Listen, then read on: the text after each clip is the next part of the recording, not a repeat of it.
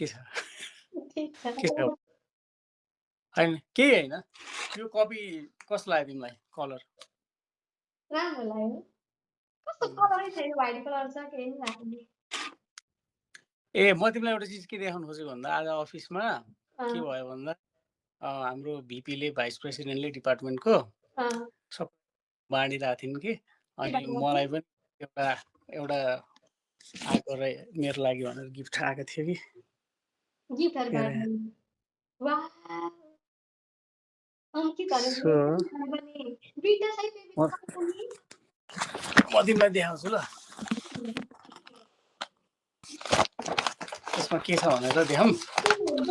यसरी मेरो नाम लेखेर आएको छ कस्तो राम्रो ह त्यो डब्बा पनि कति राम्रो लाग्यो ल मलाई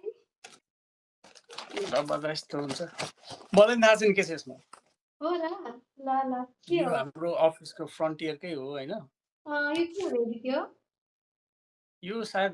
कपहरु राख्ने तातो यसमा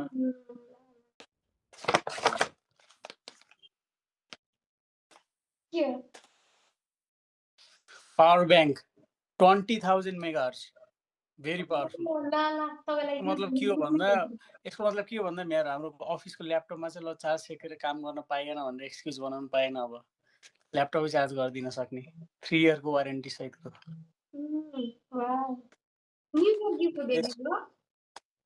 त्यसपछि यो के हो नाइट स्लिपिङ मास्क भन्छ क्या यसलाई आई मास्क फ्रन्टियरकै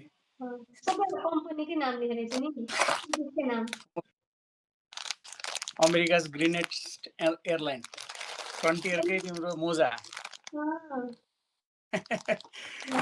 फाइनल्ली आइफोन जस्तो देख्दैन त